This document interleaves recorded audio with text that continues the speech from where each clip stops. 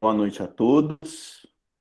Meu nome é Carlos, presidente da Associação Médica de Conselheiro Lafayette, e quero agradecer a presença de todos, disponibilizando o tempo aí conosco. Tenho certeza que será de muito proveito, porque o conhecimento do nosso palestrante hoje é gigantesco. Hoje vamos contar aqui com o Dr. Alexandre Ferreira Oliveira.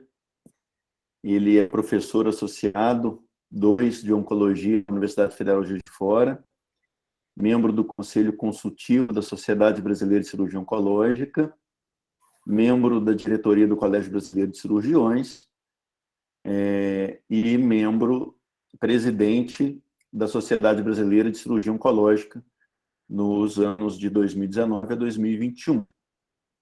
O Dr. Alexandre vai ministrar a palestra Princípios da Cirurgia Oncológica, e conforme nós estávamos conversando aqui preliminarmente nos bastidores, é uma subespecialidade que tem se tornado cada vez mais complexa e exigindo mais tempo de formação.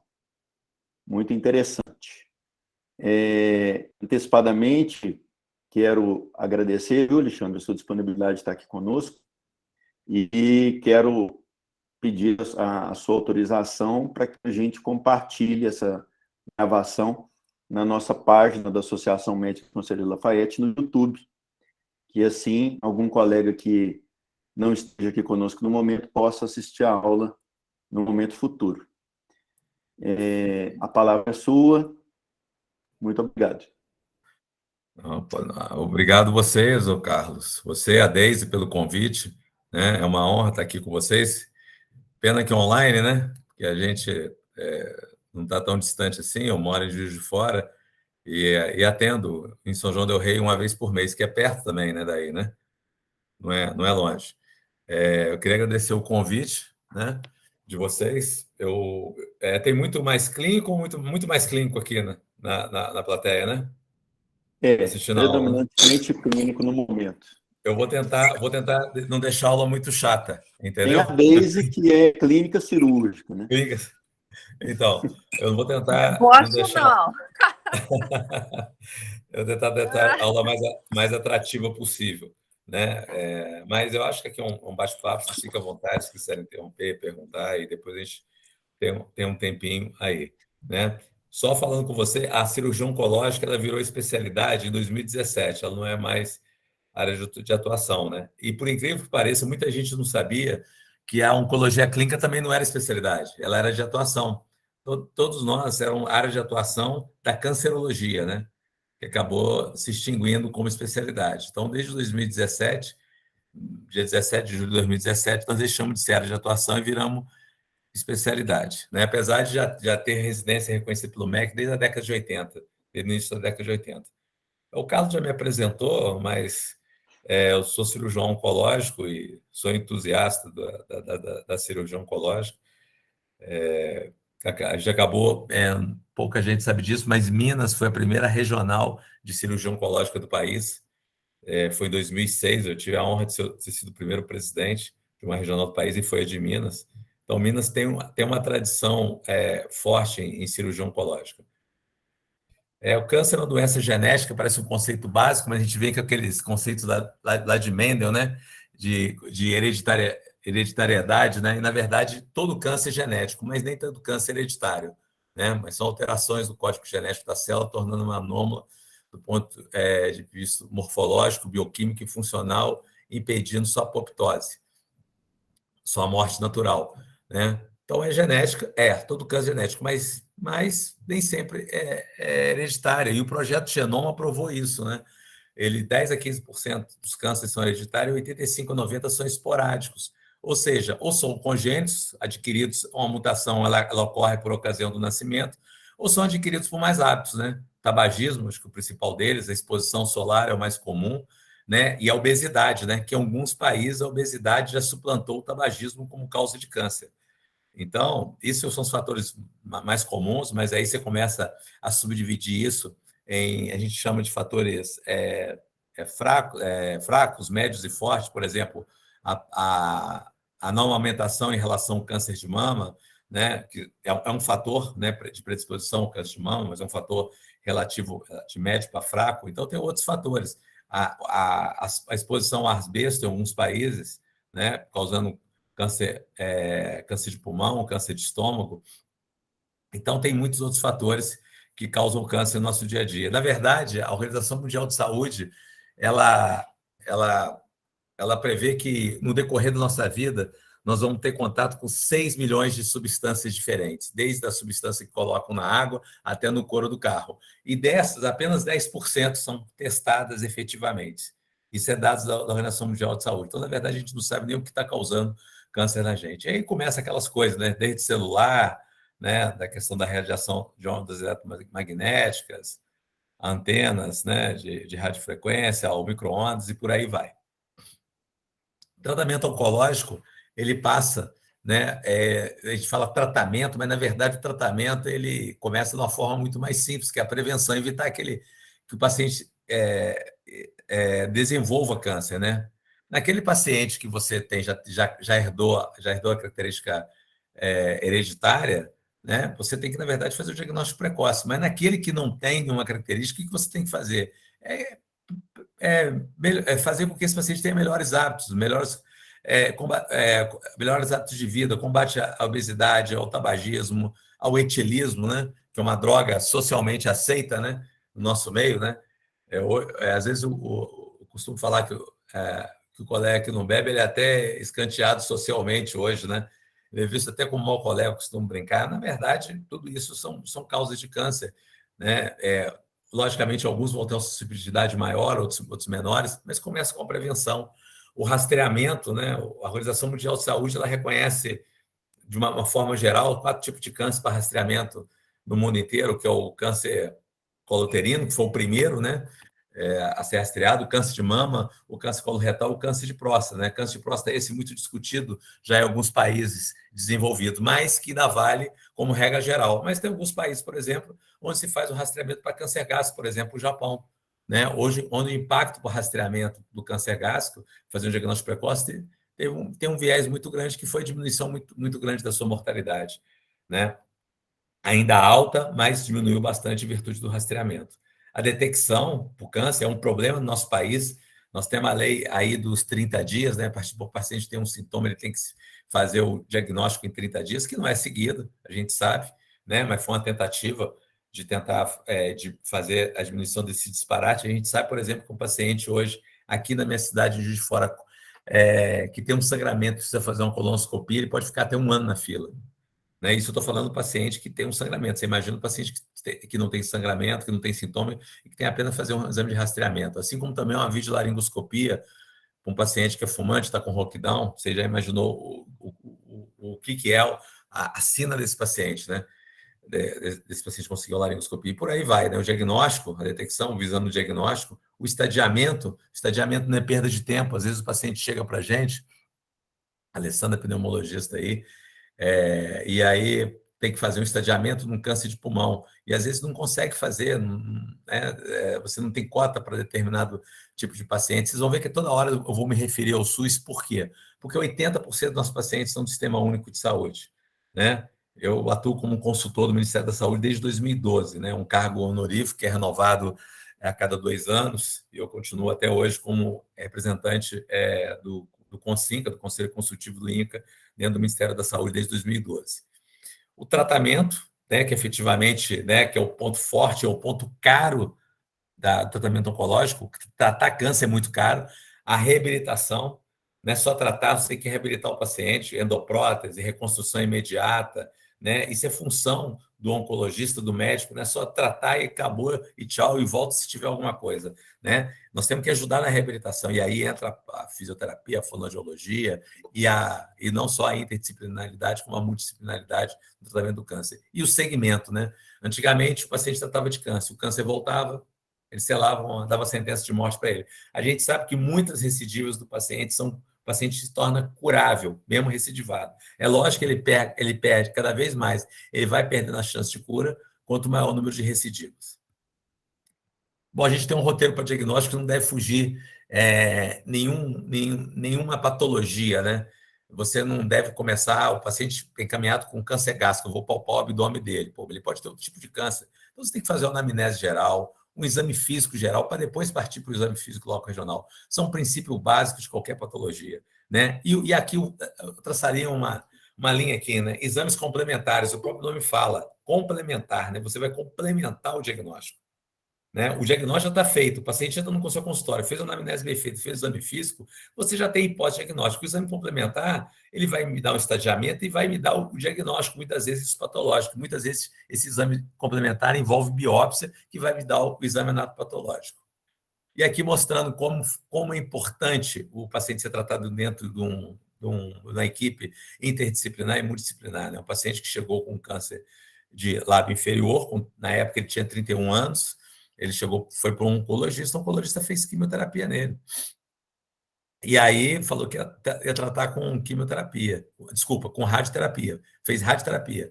Então, o câncer aumentou na vigência de rádio, terminou o tratamento, o oncologista falou assim, olha, agora você está com metástase na pele, né? Acho que a Deise Dermato dá para ver aí, né, Deise? Aí no lábio superior já uma metástase cutânea do epidermóide, segundo ele, era um pedacinho só, uma feridinha só que tinha no lábio. E aí ele pegou e falou assim, não, agora é quimioterapia, não é cirúrgico. E aí é aquela coisa, caiu num sistema, mas onde as pessoas não se conversavam, não faziam os famosos tumor boards, né? Que não são nem tão famosos assim. É o quê? É reunir, discutir os casos, né, entre as especialidades. E aí, quando ele chegou para a gente, ele não conseguiu terminar a quimioterapia, ele procurou uma terceira opinião, e aí, na verdade, era um carcinoma epidermoide cirúrgico, foi ressecado todo o lábio dele, feito esvaziamento cervical, esse paciente acabou falecendo aos 34 anos com metástase à distância pulmonar. Quer dizer, um tumor perfeitamente curável, que ele procurou o serviço de oncologia, ele fez a biópsia, um dermatologista da cidade dele, a cidade fica a 130 quilômetros aqui de Juiz de Fora, fez a biópsia, né? Mas ele não conseguiu ser tratado adequadamente. Eu sempre lanço esse caso aqui, que é meio chocante, mas é uma coisa que não pode acontecer. As pessoas têm que conversar, nós médicos temos que conversar entre si, né? O estadiamento se dá por exame complementar, história natural, até mesmo o grau de diferenciação histológica, e o exame físico tem que examinar o paciente. Nós estamos na época que eu vejo lá, que eu vejo dentro do ambulatório mesmo de oncologia, às vezes o aluno pega, ele senta, pega a história e já me chama e fala assim, que exame que eu peço? Você examinou o paciente? Não, ainda não examinei não. Primeiro examina, para depois pedir exame. Porque se você examinar, você pode poupar exame ou pedir exame que você nem imagina. Então, tem que examinar o paciente. A cirurgia oncológica ela entra no estadiamento através de uma videolaparoscopia, de uma laparotomia, de uma mediastinoscopia e também solicitando os exames que têm que ser feitos, né? Que é a porta de entrada. O cirurgião, geralmente, é a porta de entrada para esse tipo de pacientes. Tratamento do câncer, a gente fala em arma terapêutica. Pô, você botou cirurgia porque você é cirurgião. Não, vocês vão ver que não. Na verdade, o ganho com a quimioterapia bem feita para a cura do câncer é em torno de 13%. Da radioterapia em torno de 25% e da cirurgia em torno de 60%, 65%. Então, mas todas elas têm que trabalhar unissono. É inconcebível você falar hoje que você trata num lugar e que não, eu tratei apenas, só quem me viu foi o cirurgião, ou só quem me viu foi o oncologista clínico. Não, todos, você tem que ser olhado por todos. Não é perda de tempo isso, né? Isso é melhora da adequação do tratamento para o paciente. Então, cirurgia, radioterapia, quimioterapia, hormonioterapia, imunoterapia e reabilitação física, psíquica, nutricional, fonoaudiológica. Você chega com um paciente, você dá uma notícia para ele, olha, a senhora está aqui com uma lesão BRAF 4, foi biopsiada e é um câncer de mama, ok? Quer dizer, para você pode ser uma coisa normal, mas para quem recebe aquela notícia, é um baque. Então, essa paciente tem que sair de lá, e isso acontece tanto no serviço privado quanto no público que a gente trabalha, ela sai direto, ela vai passar por uma avaliação psicológica, eu não preciso, não pode deixar, não precisa sim, por mais que a família dê apoio, que é fundamental, mas ela precisa disso naquele momento. Então, uma notícia que é corriqueira para você, que você dá 3, 4 no dia, para a paciente estar recebendo, o que para você é uma estatística, para ela é 100%. É 100% de história da colega, da parente, da mãe que faleceu de câncer de mama, por exemplo, nesse exemplo. É 100% de mutilação, que às vezes ela ela não entendeu direito o que o médico ia propor, se vai tirar parte da mama, o nódulo só, vai tirar a mama inteira, entendeu? Então, tudo isso passa na cabeça dela, você informa isso no máximo em 40 minutos, não consulta de primeira vez, 40, que seja 1 hora, mas para ela, aquilo ali, ela não consegue absorver. Imagina vocês tendo uma aula de câncer, né? Você consegue absorver quanto? 5, nós, numa aula geral, 10, 15%? Imagina ela recebendo a notícia dela, né? Então, tem que ter esse apoio, que não é apoio, mas sim, na verdade, um tratamento, né? Uma multidisciplinaridade. Operabilidade refere-se a paciente, é muito comum falar, o paciente foi inoperável. Como assim? Levou ele para a sala e o tumor foi ressecável. Não, então o paciente foi operável, o tumor que foi ressecável. Né? Então, nós temos aquele paciente, por exemplo, que tem um tumor de 2 centímetros, de esôfago, o estadiamento dele não deu metástase em nada, não está aderido a nada, você simplesmente é um tumor ressecável. Mas aí pede um parecer, né, para pneumologia, um paciente fumante veterano. E aí, estou falando a Alessandra porque a Alessandra formou comigo, mas a Alessandra pega e fala assim, olha, não, a prova de função respiratória dele é proibitiva, ele não suporta no momento a anestesia geral. Então, eu vou ter que talvez levar ele para uma radioquímio e, nesse intervalo de tempo, mandar ele para a fisioterapia, ele tem que parar de fumar para melhorar as condições dele, nutrir ele melhor. Então, o tumor é ressecável, mas naquele momento o paciente é inoperável. Né? E por isso, ou por ele ser um diabético no momento descompensado, ou por ele estar com insuficiência cardíaca congestiva proibitiva, com fração de ejeção baixa, e por aí vai. E esses conceitos, às vezes, se confundem. Então, o que eu quis chegar nisso? É um trabalho do Lancet falando que é o seguinte, 60% dos pacientes são tratados cirurgicamente, todos os pacientes.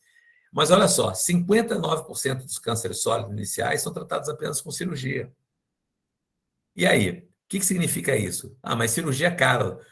Quimioterapia, imunoterapia e os tratamentos que vêm aí por aí, que são caros. Hoje a gente tem tratamento para câncer melanoma metastático que pode chegar a R$1,5 milhão de reais para o paciente metastático, que tem uma chance de cura em torno de 5%, mais ou menos. Então, 5 a 10%. Então, quer dizer, o quanto que é barato você adequar o rastreamento, fazer diagnóstico precoce, ou seja, melhorar a formação médica para o diagnóstico.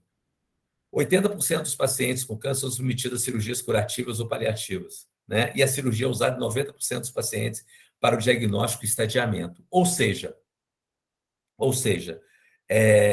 a cirurgia realmente para o tumor sólido, para o câncer sólido, são todos aqueles cânceres, excetuando leucemia e linfoma, que realmente o tratamento é quimioterapia, transplante de medula e quimio-rádio, realmente a cirurgia tem um papel fundamental ainda no tratamento do câncer sólido.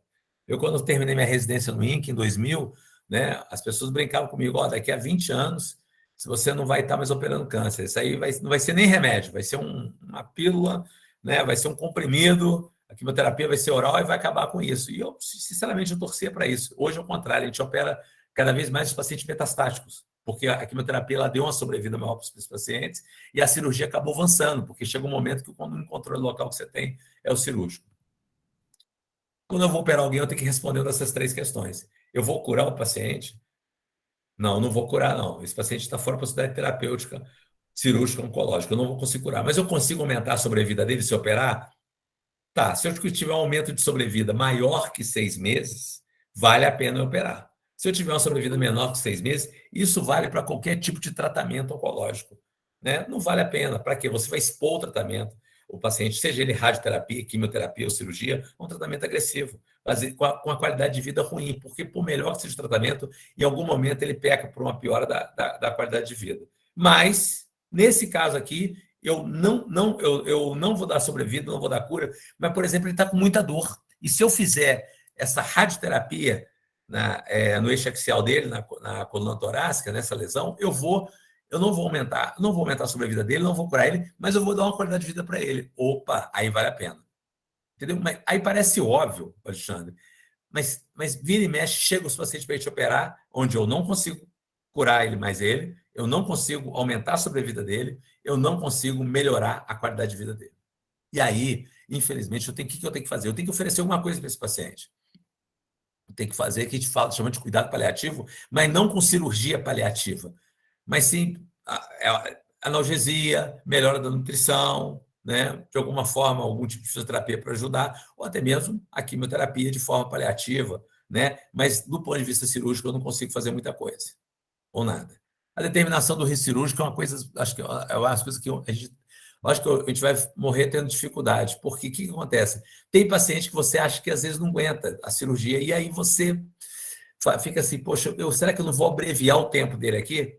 Né? Então, isso é muito importante, saber a condição geral do paciente. Por isso tem que trabalhar com um clínico muito bom, com um anestesista muito bom, com um pneumologista, com um cardiologista, né? Ou seja, né, com um neurologista, ou seja, quem cuida do paciente, com um reumatologista que às vezes tem uma doença avançada, grave, um lúpus, até quando, qual o limite desse paciente que eu posso levar ele?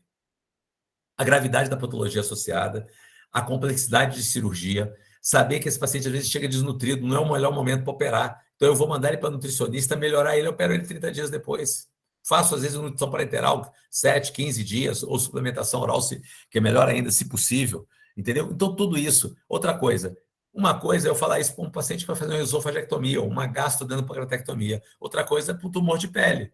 Né? Um tumor de pele, né, Deise? É que você faz, às vezes, com anestesia local. É câncer, mas a complexidade é menor. E com isso eu consigo melhorar tipo assim, tornar menos danoso essa minha culpa de estar levando o paciente, às vezes, com insuficiência cardíaca grave para uma cirurgia, porque eu consigo fazer com anestesia local, é um procedimento menor porte. Estadiar o tumor não é perda de tempo. Eu fiz muito isso, que às vezes o paciente chega doido para operar, mas doutor, você vai me pedir mais exame? Eu falei assim, tem que pedir sim, tem que pedir. Por quê? Porque dependendo do estadiamento, às vezes você vai para um tratamento menor que eu estou propondo, vou para a cirurgia menor.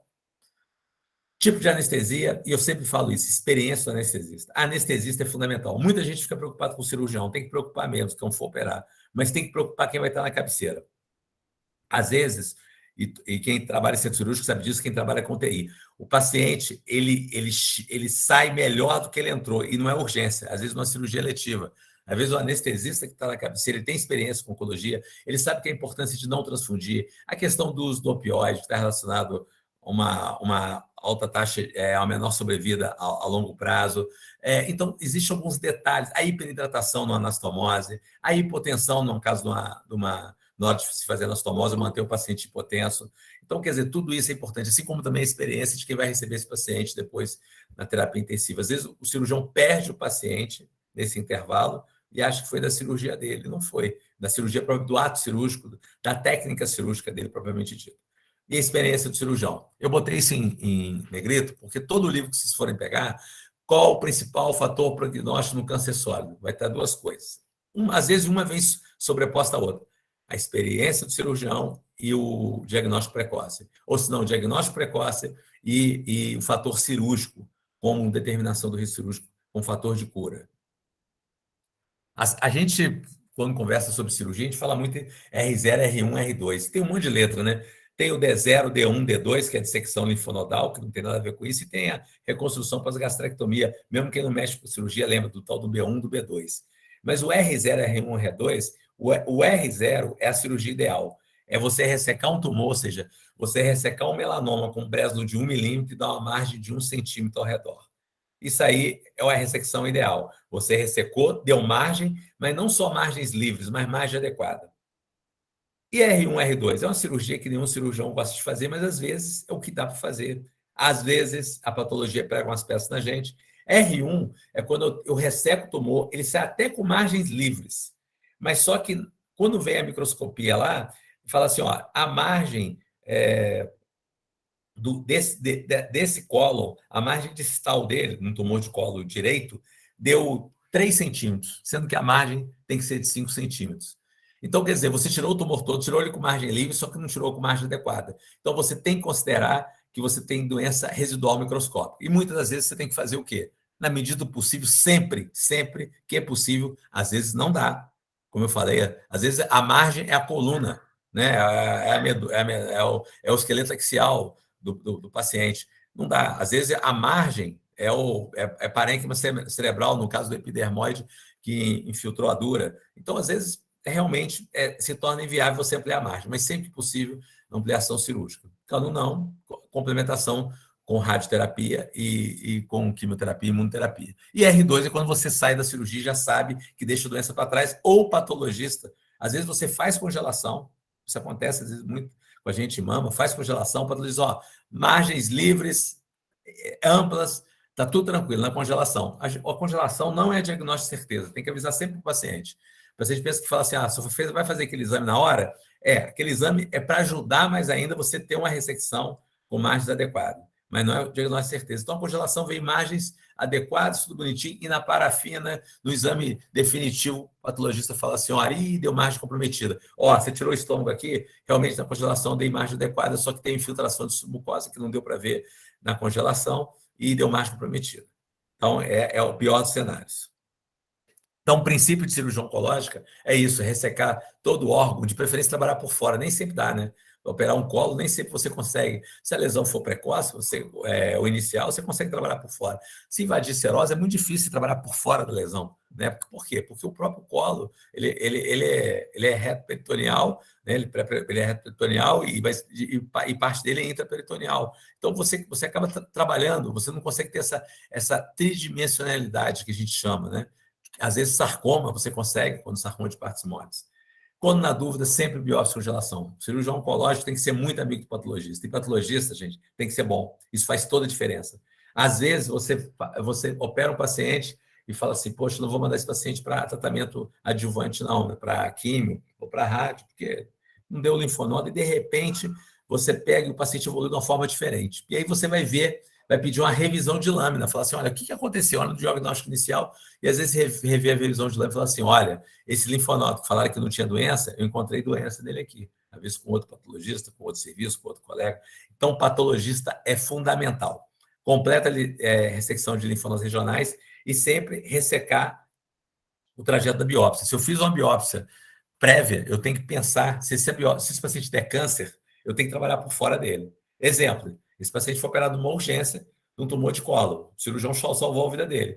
Só que aquela história de troca de material, implante na ferida operatória, então fez um implante na parede abdominal. E aí, nós fizemos uma ressecção, né, desse implante, uma cirurgia paliativa, porque quando ele já está nessa fase, ele tem que ser considerado, no caso aqui, metástase por implante, né, de disseminação celômica, mas foi uma cirurgia paliativa porque esse paciente ele não conseguia, ele tinha dor, vazava pus, isso drenava, né, ele não conseguia sentar perto da família. Então, nós pesamos o custo-benefício, era um paciente do Sistema Único de Saúde, não tinha muita quimioterapia para fazer, isso é um caso de mais de 10 anos, hoje talvez tivesse alguma coisa para fazer em termos de quimio para reduzir isso aí.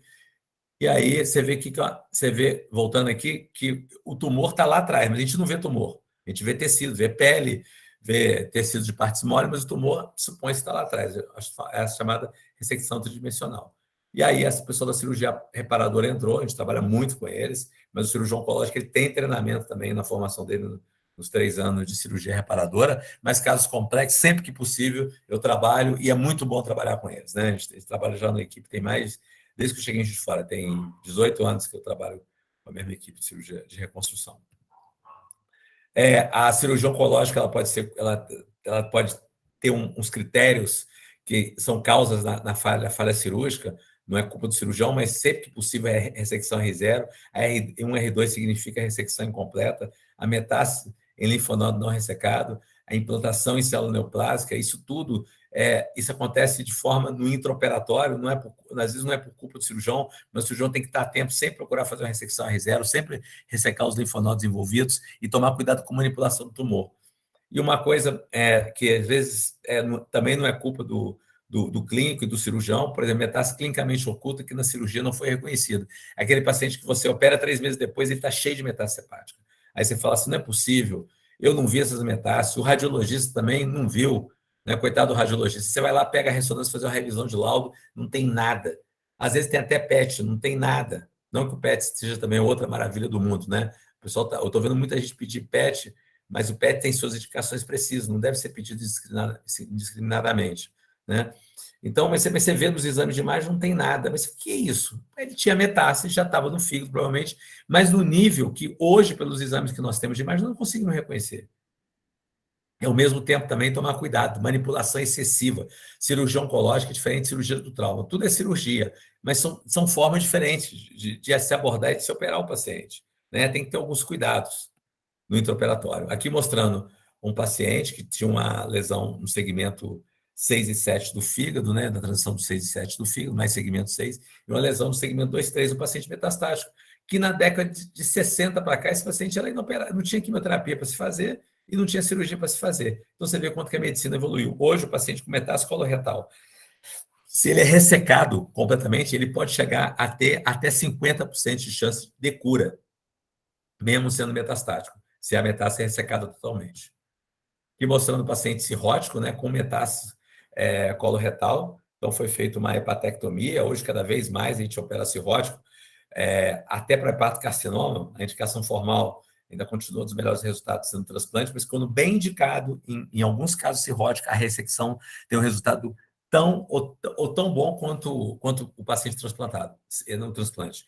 E se tiver algum hepatologista, a gente pode discutir, um gastroenterologista, e a gente acabou, sabendo disso, sabendo da fila de transplante que tem, eu acabei capitaneando um projeto muito legal, acho que é a primeira vez no país, eu consegui juntar 13 sociedades para fazer o primeiro consenso, mas realmente envolvendo cirurgia, oncologia, gastroenterologia, radiologia, radiologia intervencionista, hepatologia, fazer um consenso enorme que vai sair agora, nos próximos 2 meses, do tratamento do hepatocarcinoma, mas mostrando toda a linha de cuidado, até o rastreamento, né? Até o rastreamento e até mesmo a prevenção. Aqui mostrando o ultrassom intraoperatório, hoje a gente tem ultrassom laparoscópico, né? Mas para metástase coloretal é uma ferramenta muito grande, que ela tem uma sensibilidade maior ainda que o PET para detecção de metástases. Aqui mostrando a ressecção desse paciente, e eu não sei se vocês estão vendo o fígado esquerdo, tem tipo uma cicatriz, era um outro nódulo, que foi feita uma radioablação, né, que é um método ainda considerado não curativo, né, mas paliativo, né, porque se eu efetuasse uma ressecção desse paciente, nós ficamos com medo por ele ser cirrótico e ele não aguentar. Era um paciente com 76 anos, né? Então, realmente, paciente no limite. Um paciente que teve um pós-operatório arrastado, mas teve alta no 21º dia. A cirurgia oncológica ela pode ser preventiva, né? Através por exemplo, os pacientes com polipose familiar, né? Ou com retocolite ulcerativa. Polipose familiar, em 15 anos, 100% se transforma em câncer, né? Então, todo paciente com polipose familiar é candidato a uma protocolectomia e de preferência o mais precoce possível, por volta antes dos 30 anos, né? Por volta da segunda década de vida. E aqueles casos refratários ao tratamento de retocolite ulcerativa. A gente sabe que toda doença inflamatória intestinal tem um potencial muito grande, né? Um aumento da incidência muito grande, em torno de 6 vezes a população normal de câncer. Só que no crono, não dá para você pegar já o trato digestivo. Na retocolite, você pode tirar o segmento acometido. A orquispexia, né, a fixação do testículo na bolsa escrotal, ou até mesmo, às vezes, tem que fazer uma orquiectomia, nos casos de criptorquidia. Não sei se tem algum cirurgião pediatra, mas a idade ideal, né, na época que eu fui geral era 5 anos, agora já está em 2 anos, né, a idade ideal para você reverter e colocar esse testículo de volta. Por isso chama a atenção dos pediatras aí da questão na hora do parto e no exame físico. Eu sei que, principalmente, os pediatras sabem isso de colo salteado, mas é sempre bom frisar da importância do diagnóstico desses pacientes. Os osteocondromas, né, que são lesões benignas, os ortopedistas, mas tem alguns osteocondromas que têm um crescimento de 30% de um ano para outro. Esse paciente talvez tenha que ser levado para ressecção, osteocondroma maior que 5 centímetros, né? Tomar cuidado para a degeneração para o condrosarcoma. Os adenomas hepáticos, né, que são os tumores benignos, muito relacionado ao uso de anticoncepção oral em mulheres jovens, então pode-se diferenciar para hepatocarcinoma. E hoje em dia, com a genética, que infelizmente não está ao acesso de todos, né, mas barateou um pouco, mas não está acessível ao SUS, é um trabalho que a gente faz dentro do Ministério da Saúde, parece que se torna uma realidade dentro do Sistema Único de Saúde, mas eu acho que está longe disso. Mas no caso, por exemplo, da cirurgia amplamente divulgada, não estou cometendo nenhuma infração ética, mas da Angelina Jolie, né, que fez adenomastectomia e esterectomia e a esterectomia total, né, por ela ter um BRCA1, um BRCA2 positivo. Então, isso tudo são tratamentos que eu não tenho dúvida que vão aumentar a longevidade dos nossos filhos, né, dos nossos descendentes e da população atual, você fazer cirurgias oncológicas em pacientes que têm predisposição a câncer, colecistectomia, tiroidectomia, gastrectomia e até mesmo colectomia total. A citorredução, como eu falei com vocês, né, eu tive, né, eu peguei essa evolução, né, do paciente metastático ser operado, né, e não ser botado para quimioterapia paliativa até não aguentar mais, até a medula dele não aguentar ou se tornar resistente. Então, hoje em dia, alguns tumores você faz redução. Hoje em dia existe um tratamento que foi muito difundido na época do Zé de Alencar, apesar de, na época, né, estava começando, hoje não tem indicação formal para isso, para sarcoma, que é a hipertermoquimioterapia, né? Eu tive a honra, né, de fazer a primeira hipertermo, participar, na verdade, como residente, né? Foi em 98 no INCA, o doutor Odilon de Souza Filho, que era chefe do grupo de estômago e de peritônio, ele fez 2 estágios fora do país, um com pouco sugar baker, que é o maior volume de hipertermo do mundo, né? Que é do estado de Washington, e trouxe e fez a primeira hipertermo no país, num paciente com câncer de colo. Hoje, hipertermo para câncer de colo se discute muito, isso é um trabalho que eu Prodígio, de 2018, né, praticamente tornando proibitivo fazer isso para paciente com carcinomatose. Mas tem indicação, né? Você aquecer o quimioterápico durante 1 hora e colocar dentro da cavidade depois de você fazer a peritonectomia, né? Hoje em dia, a indicação formal são para pseudomixoma, adenocarcinoma de baixo grau, né? E o mesotelioma não sarcomatóide. São as 3 indicações, né? E a gente tem a honra de fazer, na época, a gente fazia o método aberto, né? Que é esse método aí, que é o método Coliseu. Mas a maioria do serviço hoje, grande maioria, 80%, 90%, faz o método fechado, a gente opta também, que é esse método aí, que você coloca 2 mangueiras infundindo e 2 recolhendo o quimioterápico. Isso aqui, essas fitinhas brancas do lado, são os termômetros para medir a temperatura intraabdominal. Realmente, o cirurgião é uma cirurgia desgastante, em torno de 10, 12 horas de cirurgia, a peritonectomia associada a hipertermo, mas eu acho que pior ainda é para o colega da terapia intensiva que recebe esse paciente. Ele funciona como se fosse um grande queimado. E, mais uma vez, fundamental é ter cabeceira, ter anestesista nesse paciente. O anestesista tem que ser um anestesista treinado, na questão de reposição de volume, ficar atento, porque esse paciente realmente descompensa muito rápido, principalmente na hora da hipertermoquimioterapia. Então, as indicações de HIPEC, como eu falei com vocês, as indicações questionadas, câncer de ovário, câncer gástrico e depois do Prodígio 7, o câncer de colo. Mas eu acho que muita coisa vai vir ainda. E aquela história, quem não é a favor da peritonectomia, questionar, mas isso aí é besteira. Daqui a pouquinho vai ter um remédio, a quimioterapia, realmente, eu também acredito que isso vai evoluir para o tratamento sistêmico, só que tem tumores que não respondem, né? Principalmente esses 3 acima, não respondem, principalmente o adenocarcinoma de baixo grau de diferenciação. Qualquer tumor de baixo grau não responde à quimioterapia, né? Então, quer dizer, às vezes é o que sobra para a gente fazer. A atuação do cirurgião oncológico vai desde a prevenção, passando pela pesquisa, gerência de serviços, né? Enfim, né? Uma atuação muito grande. Eu sou entusiasta da cirurgia oncológica, e eu acho que o cirurgião tem papel primordial nisso tudo. Se vocês me perguntarem assim, quem tem que operar câncer, cirurgião oncológico? Não. Quem tem que operar câncer é o cirurgião que tem formação em operar. O cirurgião geral ele tem que operar câncer, o mastologista tem que operar, o ginecologista, o cirurgião de tórax, todo mundo tem que operar, o proctologista, né? E por quê? Porque todos eles têm peculiaridades, todos eles têm dentro da sua matriz curricular o tratamento adequado do câncer. Então tem que operar, todo mundo tem que operar, né? E por quê? A fila do país é muito grande, as filas são muito grandes. O paciente tem que ser bem tratado, ponto. Isso não é só na oncologia, mas em qualquer patologia. Mas não sou aqueles aficionados que acham, não, até porque o mastologista opera muito bem, o cirurgião da opera muito bem, o cirurgião geral opera muito bem. Aprendi a fazer câncer de colo uterino com um ginecologista, na época que foi meu preceptor do INCA, e não tinha formação em cirurgia geral, eu operava muito bem. E eu acho que quem tem que operar é quem sabe, quem tem que tratar é quem sabe fazer, né? É ter formação, é residência médica, não pular etapa, você tentar sempre se aperfeiçoar, né? Se eu tivesse ficado parado hoje, se eu não fosse para cirurgia minimamente vazia, provavelmente eu estaria fora do mercado em muitas patologias do trato gastrointestinal. Então, isso é a questão o que o cirurgião oncológico pode atuar. A coracidade do estadiamento cirúrgico, ele varia muito do serviço, mas principalmente da pessoa que faz sempre. É a mesma história de um cardiologista que, às vezes, atende um infarto por mês e um cardiologista que, ao longo de 20 anos, está no hospital de referência em infarto agudo do miocárdio e atende 3 por dia, né? É aquela questão do volume, aquela questão da sistematização. Isso tem em todas as especialidades. Tem vários trabalhos na literatura mostrando isso, a questão do câncer de mama, quanto maior o número de cirurgias de mama, maior a possibilidade de cirurgia conservadora, menor incidência de mastectomia total, quando bem indicada, maior taxa de sobrevida, enfim, tem vários trabalhos na literatura. Um ganho para a gente foi o linfonodo sentinela. A indicação formal no câncer de mama e melanoma evitou aqueles esvaziamentos axilares, inguinais, né? E tem algumas indicações de estudo. O câncer de endométrio já era para ter pulado para cá, já virou uma indicação formal no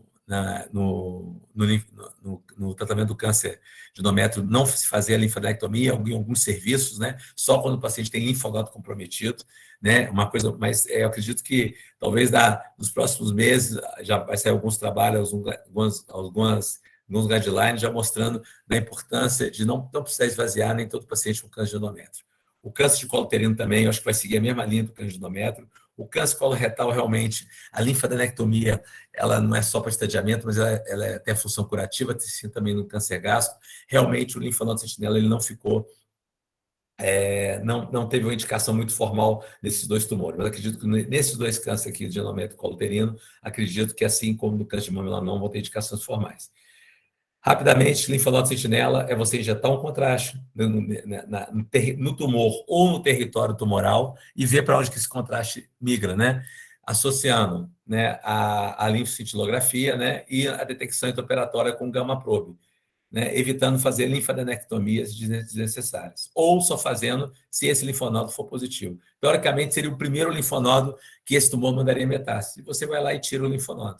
Né? Aqui mostrando, por exemplo, um paciente com melanoma, operado em outro serviço, foi feita uma ressecção R1, margens livres, mais exígua, com brezo de 1 milímetro. Então, foi feito um linfonodo sentinela e migrou para 2 linfonodos, para intraparotídeo e para submentoniana, nível 1 direito. Né? Então, foi feita a ampliação de margem e no intraoperatório nós fomos atrás do linfonodo. Era intraparotídeo. Né? Então, a paciente pegou aqui mostrando o resultado estético, mas nunca a estética deve se sobrepor a funcionalidade, que, por sua vez, não deve se sobrepor à radicalidade. Né? Se a chance do paciente, felizmente, for fazer uma ressecção do membro, tem que se fazer. Mas, logicamente, sempre que possível, reconstrução, endoprótese, né? E o efeito estético. Essa paciente aqui era uma paciente, na época, ela fez controle até uns 3 anos atrás, fez controle durante uns 15 anos, era uma paciente de 36 anos. Né? Então, você tem que ter esse cuidado, né, na reconstrução e na síntese dessa paciente. Aqui mostrando, a cirurgia oncológica está muito associada à ressecção vascular, mas aqui mostrando um caso relativamente simples, esvaziamento inguinal para melanoma, e na palpação a gente achou que a veia femoral estava meio durinha, tinha uma coisa meio durinha, quando nós ligamos a ligadura safena. Aí resolvemos fazer uma flebotomia, e na verdade tinha um trombo tumoral, né, por que eu sei que é tumoral? Foi mandado para exame, era um trombo tumoral de melanoma, dentro da veia femoral. Aqui mostrando um paciente, numa época que você não tinha quimioterapia, né? Há 10 anos atrás, há 8 anos atrás, se falasse que ia fazer quimioterapia para câncer gástrico, né? Um oncologista era chamado de picareta, não sabe nada de medicina, e que não se tem, medicina muda, né, gente? A gente tem que estar aberto às mudanças, né? Eu costumo falar que eu não sou o primeiro a aceitar a mudança, mas também não sou o último, né? Então, a gente tem que estar aberto às mudanças, tem que ver os estudos, tem que avaliar. E hoje em dia é muito comum se fazer quimioterapia para câncer gástrico. Né? Os tumores que invadem serosa já vai para quimioterapia neoadjuvante e com resultados melhores. E a gente espera que no decorrer dos anos isso mostre que teve uma sobrevida melhor. Né? Mas nessa época não tinha. O que tinha, ele saía, umas alterações de andar superior de abdômen. Que às vezes você faz hoje muito para sarcoma, né? Mas na época foi para o câncer gástrico. Provavelmente esse tumor não ia responder à quimioterapia, mas talvez a cirurgia fosse um pouco menor. Então, saiu aí parte do fígado, pâncreas, né, uma gastrodanoparectomia associada à hepatectomia e gastrectomia. E a linfadenectomia, que é fundamental, né? Todo paciente com câncer gástrico tem que ser feito a linfadenectomia D2. Tirar o estômago é o menor dos problemas. A anastomose, a gente que é cirurgião, né, que costuma matar depois, né? Mas o que mata bem depois da fase dos 30 dias, é você não fazer uma linfadenectomia adequada. O que significa não fazer uma linfadenectomia adequada para câncer gástrico? Significa que o paciente que tem câncer gástrico precoce, você trata com linfadenectomia adequada, ele tem 98% de chance de cura. O paciente que tem câncer gástrico, você tira o estômago, mas não faz uma linfadenectomia adequada, ele tem 50% de chance de cura. Independente dele fazer ou não tratamento adjuvante, fazer radioquimio depois. Então, tem tumores que são fundamentais, essa linfadenectomia. Estômago, cólon, reto, colo uterino, né? Aqui mostrando um tumor, né? Não sei se tem algum ortopedista aí, mas esse tumor assusta, né? Realmente assusta. Esse colega estava internado no Hospital de Belo Horizonte, no Hospital Universitário, e propuseram para ele uma empelvectomia interna com computação, era um contosarcoma. Realmente assusta. Ele chegou e aí ele pediu alta, né? Um paciente jovem na época, com 38 anos, e amputar ele nele a nível da pelve, era um contosarcoma G2 que não respondia. Ele veio para pediu alta, ele era uma cidade aqui perto, 70 quilômetros aqui perto, e pediu uma segunda opinião. Quando nós fizemos a reconstrução dele, pena que eu não achei a TC, então nós vimos que, apesar dessa lesão assustar, né? Lesão grande, né? Da asa do ilíaco, do ilíaco, desculpa, ela não pegava os vasos estavam, o feixe vascular nervoso parecia que estava salvo, pelo menos o feixe vascular. E aí nós propusemos para ele uma cirurgia de exceção que chama empelvectomia interna.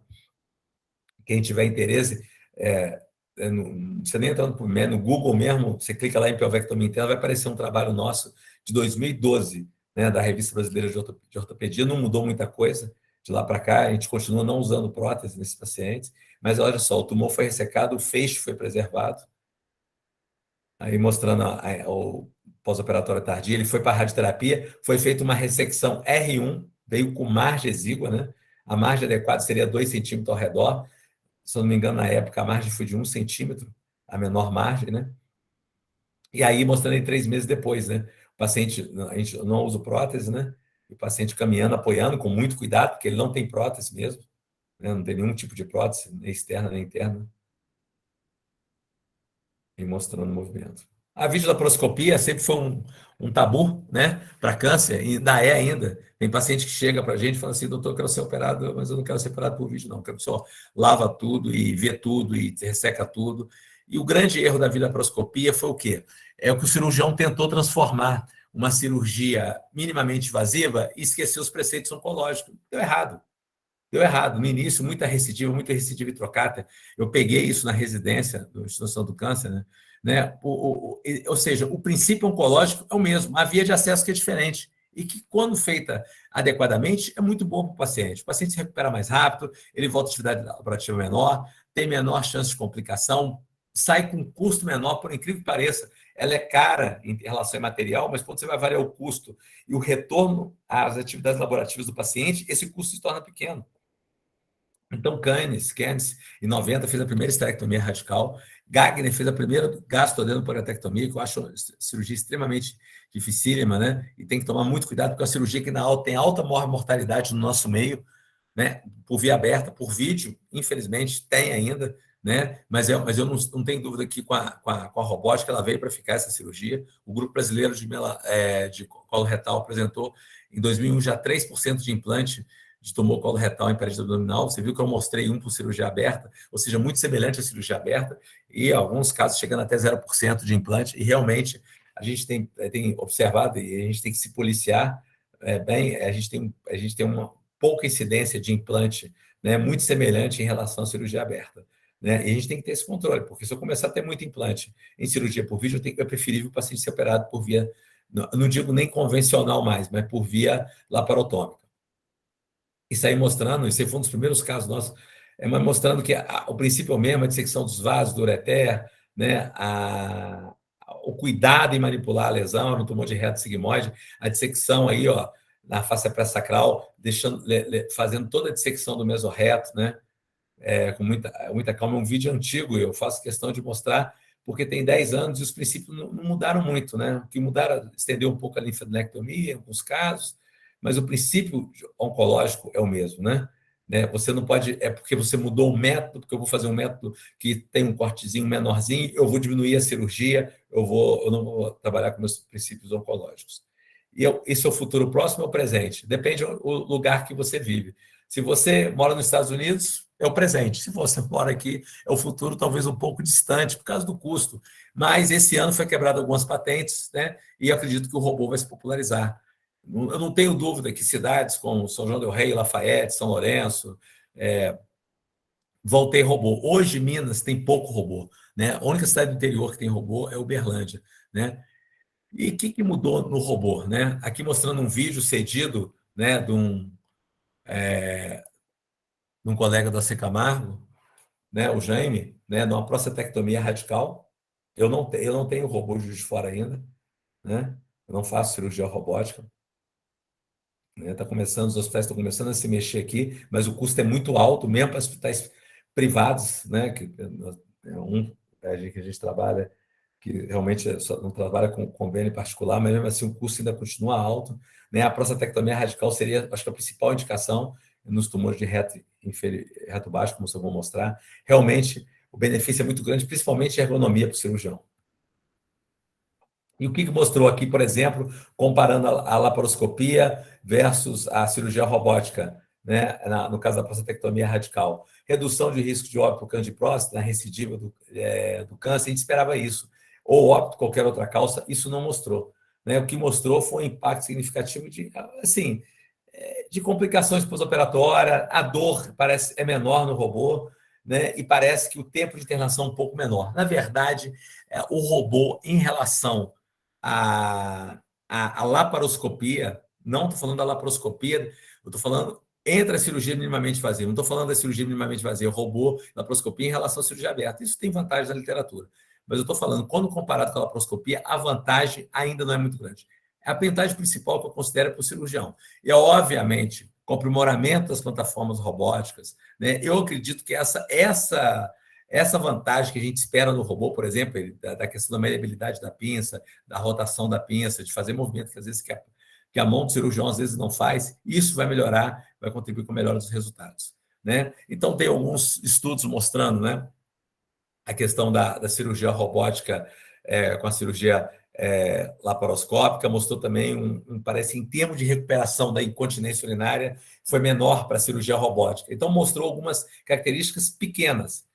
E, na verdade, é o seguinte, justifica você fazer uma cirurgia robótica ou laparoscópica, justifica a diferença, para a próstata é a que mais mostrou diferença, né, em termos de relação. Realmente, para os outros tipos de procedimentos, o robô não trouxe essa vantagem toda. Aqui mostrando um trabalho nacional, né, onde eu fiz residência, do Marcos Valadão, que é o atual chefe do grupo de retos lá, mostrando o que mostrou em relação à laparoscopia, robô, para os tumores de câncer de reto. Fizeram um grupo controle, trabalhando praticamente com 2 cirurgiões, né? Então, mostrou que a taxa de conversão no robô é menor do que na vídeo. O tempo da laparoscopia ainda é mais baixo, principalmente por causa do que a gente fala, do preparo para o robô, da colocação das pinças, do dock do robô, né? Ainda é alta ainda, né? Mas a questão da preservação funcional urinária nesse grupo aqui teve um melhor resultado, né? Mas o custo do robô ainda é alto. Então, mostrou, mas são diferenças não muito significativas quando você coloca do ponto de vista estatístico. Né? Aqui mostrando um vídeo do Marcos Valadão, sentido pelo Marcos Valadão, mostrando a dissecção do mesorreto. Você vê que os 2 vídeos que eu mostrei propositalmente foram de pelvis, né? De pelve. Por quê? Mostrando que na pelve realmente uma forma de benefício da cirurgia robótica, da pelve baixa, que é a prostatectomia radical, e da ressecção baixa dos tumores de reto. Estão mostrando a dissecção da face, não sei se vocês lembram da imagem da vídeo, muito parecido, né? E o robô tem uma desvantagem ainda que não conseguiram acoplar a pinça de energia, né? Só o bisturi, né? Então, na hora que acoplar a pinça de energia, realmente vai ser um ganho muito grande para o cirurgião. Acredito que as novas plataformas que vão surgir vão colocar a pinça de energia, que é aquela pinça que eu mostrei, onde você sela os vasos, né? A pinça seladora. Aqui mostrando uma pinça que funciona como hook, bisturi, né? É um caso de um tumor de reto. Muita gente fala o seguinte, olha, é mais fácil operar robô do que videolaparoscopia, que a curva de aprendizado é menor. Sim, mas uma coisa não exclui a outra. Muita gente achou que excluiria.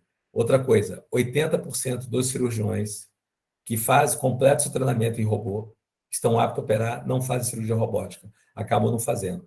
Então, por quê? Porque tem que treinar.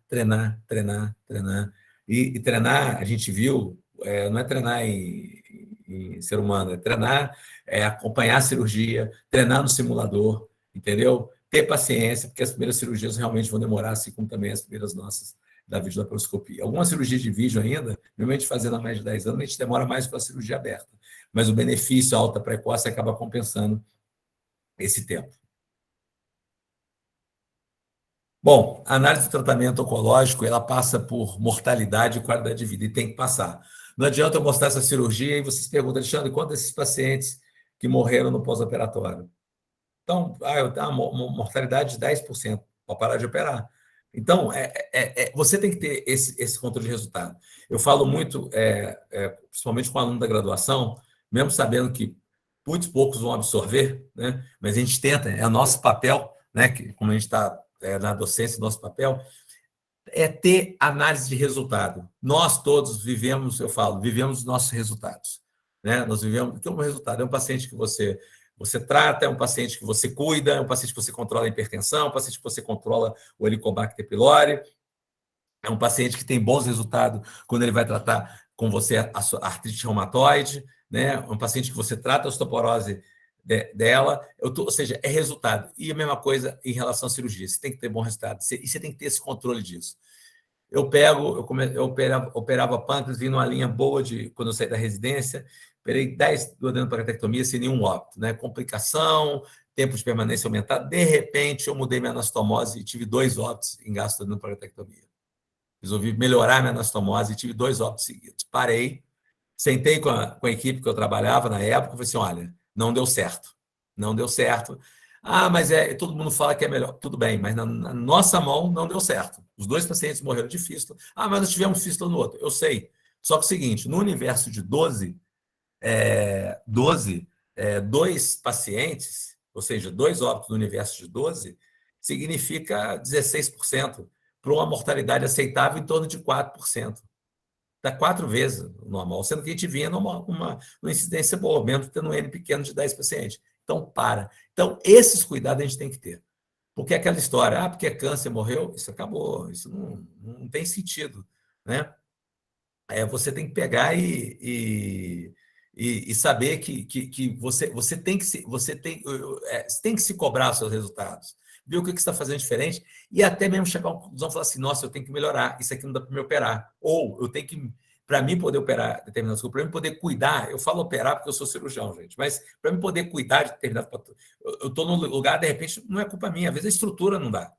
Né? Ou às vezes eu tenho que melhorar meu próprio hospital. Às vezes minha nutrição não está boa, não está me entregando o paciente contento. A minha fisioterapia não está boa no pós-operatório. Eu estou tendo a mortalidade de 15% de pacientes com pós-operatório de pneumonia, de câncer de esôfago. Opa, peraí, o que está acontecendo? Eu não estou sabendo preparar meu paciente, eu não estou fazendo um preparo fisioterápico, eles não estão parando de fumar, eu não estou avaliando meus pacientes no pré-operatório de esofagectomia. Então, tem que ver isso. E outra coisa, a qualidade de vida. A gente fica muito assim, fala assim, poxa, eu vou operar, vou tirar um membro, um braço, uma perna. Pera lá, gente, vamos lá. Você tem que informar o paciente e tentar propor para ele uma qualidade de vida. O que você trabalha? Olha, talvez não dê para você voltar para trabalhar. Por exemplo, vou operar um garoto de 15 anos, um tumor de sacro, fazer uma sacrectomia de S1, de S2, S3, S4, S5. Olha, eu queria fazer uma prova para ser piloto de caça. Olha, não vai dar. Infelizmente, você tem que propor para isso, mas você pode ser piloto.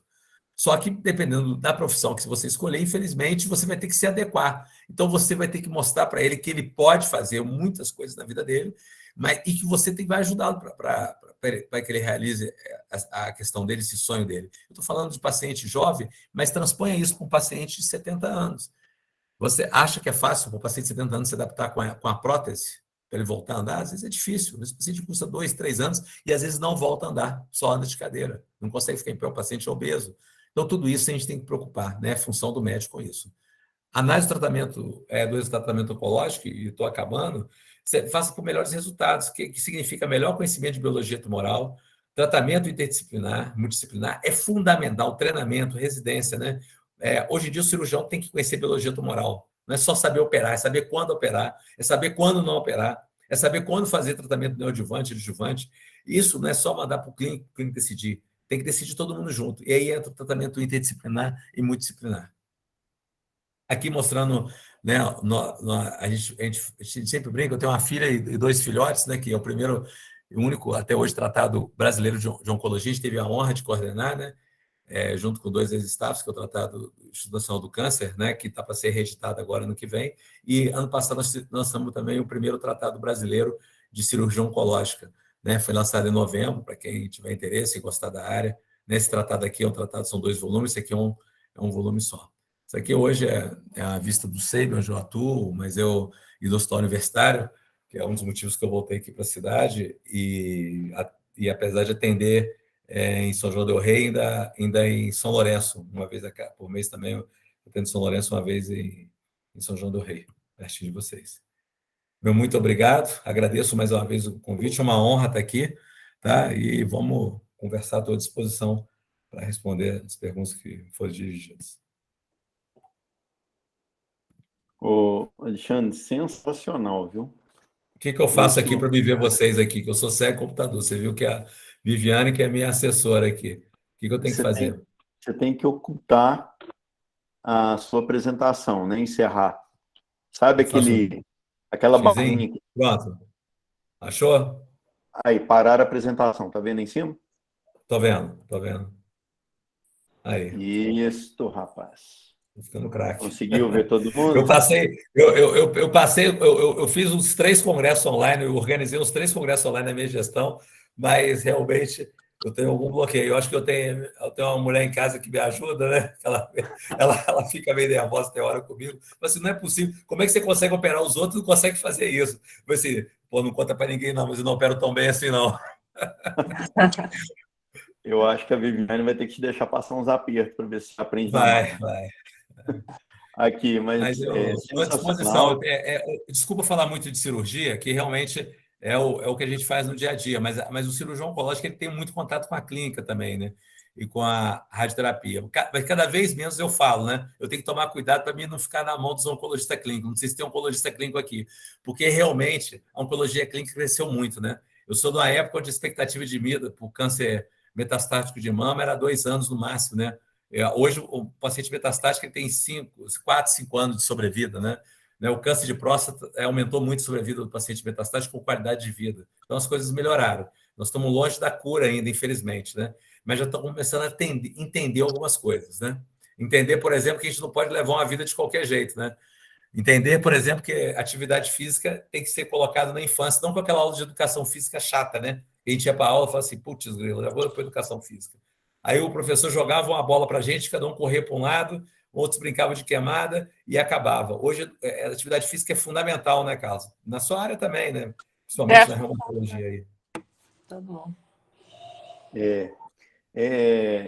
Na verdade, sim, é uma das coisas que estão no nosso alcance como medida preventiva para uma série de doenças, né? É a atividade física.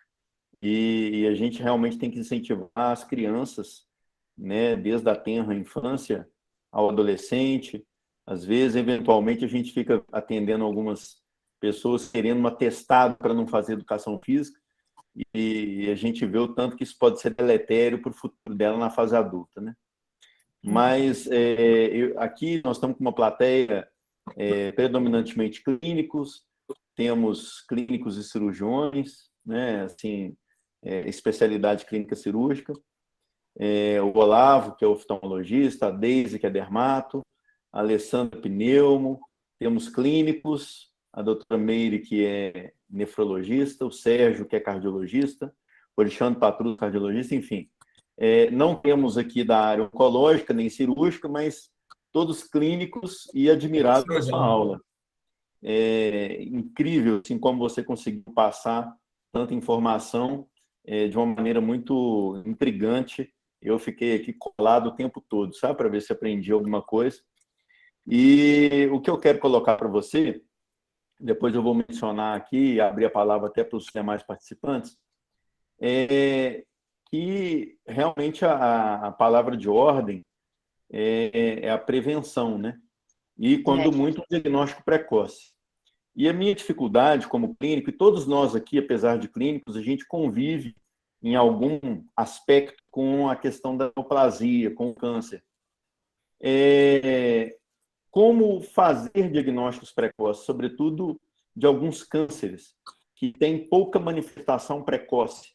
Você citou, por exemplo, o câncer de pâncreas, que é um câncer dificílimo de se fazer o diagnóstico precoce, a não ser que você faça uma busca ativa, né? O que eu poderia fazer para o meu paciente para poder chegar nele precocemente? E talvez menos problemático que o câncer de pâncreas seja o câncer de estômago, que se o paciente não tiver um desconforto que motivar a endoscopia, o câncer de estômago é diagnosticado de forma tardia, com metástase carcinoma peritoneal. O que nós podemos fazer? Tendo em vista que os protocolos, sobretudo aqui no nosso país, ainda não prevêem uma abordagem mais agressiva, mais ativa, proativa, no sentido de diagnóstico precoce. Você citou um câncer muito preocupante, que é o de pâncreas. Eu vou começar pelo de pâncreas. Pâncreas é um problema. Em 2013, né, eu opero muita criança. Né? Criança não tem muito câncer sólido, ainda bem, né? Mas eu acabei, como eu tive formação em cirurgia oncológica pediátrica no INCA, hoje em dia o cirurgião oncológico já não roda, mas a geração mais nova. Mas eu sempre gostei de operar criança desde a residência. Não sei se a Alessandra lembra, eu dissecava às vezes as crianças lá do HU, ficava lá atrás, eu sempre gostei de operar criança. Depois que você tem filho, você diminui tanto essa vontade de operar criança, né? E eu fui para o Congresso de Oncologia Pediátrica, me chamaram para dar uma aula sobre sarcomas, que é uma área que eu gosto muito, a gente trabalha muito com sarcomas também, de partes moles. E aí eu sentei numa aula do DataSUS, com o pessoal do INCA, que eu já conhecia, eu de fazer a residência, já era do Consiga. Você vamos assistir lá, vamos falar sobre estatística. O próprio Ministério da Saúde, ele fez um diagnóstico em 2013, que a incidência de câncer de pâncreas no país, na época, de 2003 a 2013, aumentou 4 vezes. De lá para cá, né, os dados são muito ruins, mas tem aumentado. Já de 2003 para agora, aumentou em torno de 5 a 6 vezes a incidência de câncer de pâncreas. Não sei se vocês têm reparado. É um câncer extremamente letal. Ano passado, a doutora Sangri Yong, que é a presidente da Sociedade Americana, a gente fez um primeiro webinar com a Sociedade Americana. Eu coordenei, o primeiro foi sobre câncer de pâncreas. E ela falou que a sobrevida nos Estados Unidos do câncer de pâncreas em 5 anos era 20%. Aí eu não aguentei, eu tive que interromper. Doutora, realmente a gente trata muito mal. Né? A tese de doutorado de uma colega nossa do Rio de Janeiro mostrou que a sobrevida por câncer de pâncreas no Rio de Janeiro é 0,92% em 5 anos. Então, para um câncer que aumentou 5, 6 vezes no Rio de Janeiro, eu não estou falando um estado do norte do país, do centro-oeste, do nordeste, falando do Rio de Janeiro, que com todos os percalços, mas é um estado desenvolvido. Tem uma sobrevida de 0,92% em 5 anos. Né? O americano fala que ele tem 20%. Olha, infelizmente, realmente nós estamos tratando tudo errado. E não é isso. É porque é um câncer extremamente agressivo e que no nosso país não existe programa de rastreamento para câncer de pâncreas, em lugar nenhum do mundo. Mas que no nosso país, além de aumentar, imagina, paciente com dor abdominal. Quando é que esse paciente vai fazer um diagnóstico de câncer de pâncreas? Vai demorar. E vou te falar mais, vai fazer ultrassom. E aí começa, tem colegas radiologistas aí, a questão do exame complementar. A gente subestima muito o exame complementar. Fez ultrassom. Ultrassom é uma coisa muito séria. Ultrassom tem que dar diagnóstico. Ultrassom examinador dependente, e nós também temos que saber interpretar tomografia e ressonância. Vira e mexe, às vezes eu pego o laudo de pacientes normais, né? Você deve pegar aí dentro da sua área, cada um dentro da sua área específica, pega laudos normais e está lá, paciente com câncer de mama. Então, o câncer de pâncreas é uma situação extremamente preocupante. Né? Nós não evoluímos no tratamento nada nos últimos 10 anos, evoluímos na cirurgia alargada com ressecção vascular, mas que também não aumentou muito a sobrevida. Eu faço ressecção vascular, alguns tipos de ressecções vasculares para câncer de pâncreas, mas não aumentou a sobrevida, a gente melhora o controle local. E no caso de estômago, aquela história, o que dá câncer de estômago? Alimentação Helicobacter. Né? Alimentação, nós pulamos essa fase, né? A fase que o pessoal salgava a comida. Hoje a gente salga a comida, né, porque a gente gosta de churrasco, né? Então, é por outro motivo, é por melhora da nosso padrão de vida. Nós temos refrigerador, diferente dos nossos antepassados que tinham muito câncer de estômago e que salgavam a comida. E a questão da erradicação do Helicobacter. E aí começa a questão da endoscopia. Não sei se tem algum endoscopista aqui. É uma coisa muito séria também. Câncer gástrico precoce, eu acredito que deve passar muito diagnóstico de câncer gástrico precoce. E deve passar muito. Às vezes eu vejo colega e falo assim, colegas meus, cirurgiões, aí falam assim, Endoscopia para mim é uma beleza. Você mesmo, eu tiro a segunda-feira, eu faço 40 endoscopias no dia. Eu fico imaginando, gente, como é que ele faz 40 endoscopias no dia?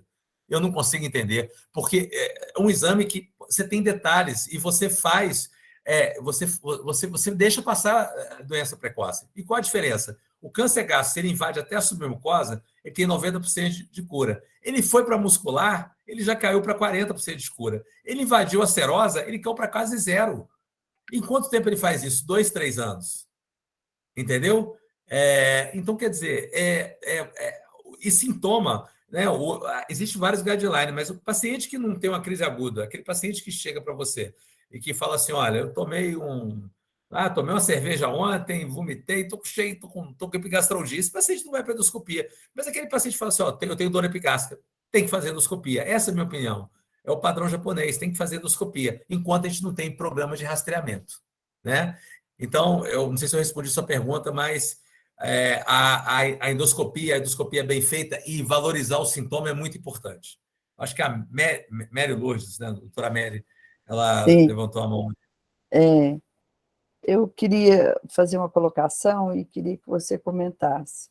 Eu, como clínica, eu valorizo muito a anemia, a investigação da anemia, que muitas vezes passa batido, às vezes o paciente está com uma anemia, às vezes até leve, e ele é tratado sem descobrir, sem varrer a causa, né?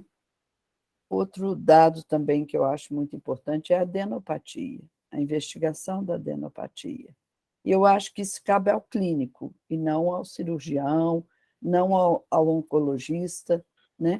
Então, quando estamos diante de anemia, de uma adenopatia, uma hematúria, nós temos que investigar, traçar um algoritmo para a investigação, e nisso tem um livro muito bom, não sei se você conhece, você como cirurgião talvez não, que é o Primary Care of Medicine, que é do Alan Gordon, sabe? Ele traça um algoritmo para todos os sintomas, assim, em clínica médica, e vai formando quebra-cabeça de acordo com a história, a epidemiologia, a idade, né?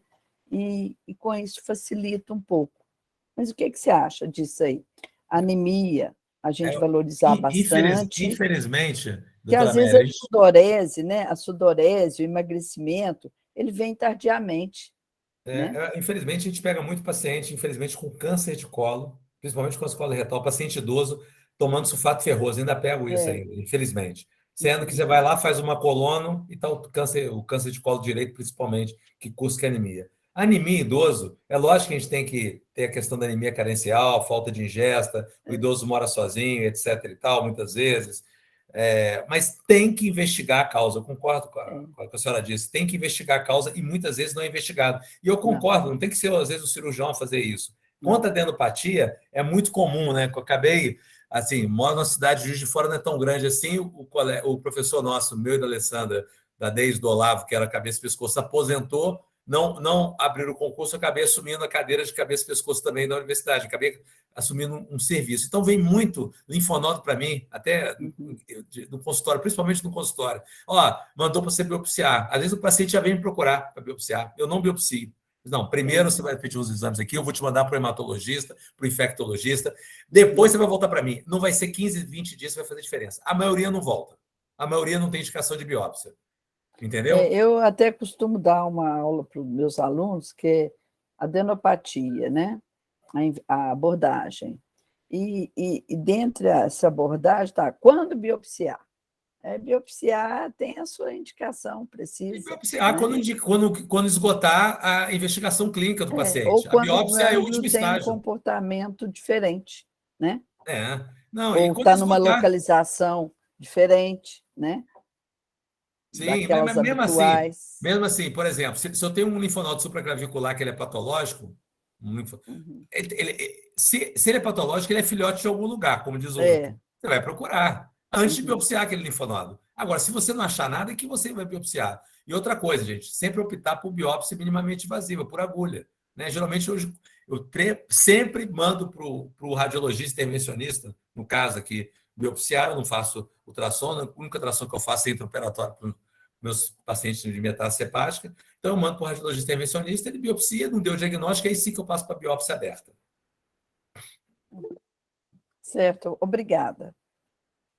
Eu quero só fazer um comentário, viu, Meire? Essa aula que ele deu aqui é sensacional para os seus alunos. Pensa Pode na pegar. possibilidade de convidá-lo. Não, Certo. convidá-lo Por favor, para essa prazer. aula.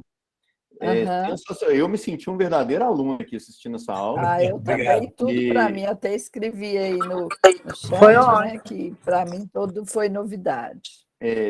Se o doutor Alexandre não se incomodar, depois eu te passo o contato dele e Pode, você lógico. Eu vou analisa essa adorar. possibilidade. Com certeza. Tem também os congressos de liga, né? Dependendo do tema, fica muito bom ter uma apresentação assim tão inovadora e diferente, né, do que a gente está habituado. Estou à disposição. A Tá doutora certo, Meire muito obrigada. Alexandre, ela é professora na Faculdade de Medicina em Barbacena. Ah, legal, pertinho daqui. Pertinho. Eu já fui lá dar aula, Perto. legal. Aham. Ô, Deise, Oportunamente vamos convidá-lo, sim. Bom, tá, obrigado. Ô, Alexandre, parabéns, viu? Foi ótimo. Obrigado, Deise. Obrigado. Igual você falou né, no meu caso, assim, né, da dermatologia, como é importante a gente fazer diagnóstico precoce, né? Igual tanta, né, com dermatoscopia, como que a gente melhorou, né, no Isso que eu ia diagnóstico. falar. Isso que eu ia falar. Acho que o maior ganho da dermatologia dos últimos anos não foi o Botox, foi a dermatoscopia. E às Vocês vezes começaram, é engraçado. vocês começaram a fazer muito diagnóstico. O maior ganho. Nossa, e precoce, né? Ó, Isso. essa semana eu já Isso. fiz um melanoma in situ, precoce. É. Pegou Eu 10 acho. anos, eu nunca tinha visto, né? Uma menina de 10 anos não tinha pego melanoma in situ. Quer dizer, às vezes a paciente não sabe daquela gravidade, mas como que a gente, né? Aquilo é gratificante para a gente, né? Então, isso foi assim, igual você falou, né? Na área de estética é legal, mas a dermatoscopia, hoje a gente me ajuda muito e, assim, eu faço muito curso de dermatoscopia, cada vez a gente aprende mais e faz diagnóstico melhor, né? Mais precoce, sabe diagnosticar o tipo, é muito interessante mesmo. E, assim, para todas as áreas, né? Então, assim, evoluir, né? Para fazer o diagnóstico precoce, que é o que a gente tem, né? O melhor, né? Quando eu comecei a fazer residência de oncologia, em 97, a incidência de melanoma era 1% da população, dos cânceres de pele, correspondia a 1%. Isso. Hoje já está batendo 3%, já está chegando a 5%, né?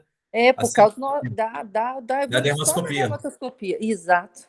Como que é importante, né? Como que melhorou isso para a gente, né? Não, realmente foi um ganho muito grande, né? Uhum. Com certeza. Mas foi ótimo, viu? Aprendemos muito. Obrigado. maravilha.